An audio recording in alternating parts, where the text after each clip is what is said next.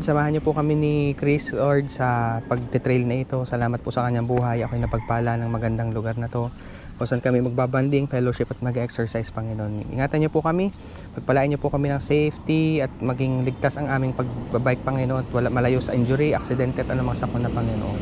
Gayun din naman ang aming mga bike mechanical aspect, Panginoon, naway mag-sustain at walang masira along the way, Panginoon. Kaya niyo pong mag-enjoy kami at papurihan ng inyong ang ngalan. Salamat po sa lakas, sa katawan at maging sa mga bike na aming gamit ngayon. Ito po ang aming prayer in Jesus name. Amen. Amen.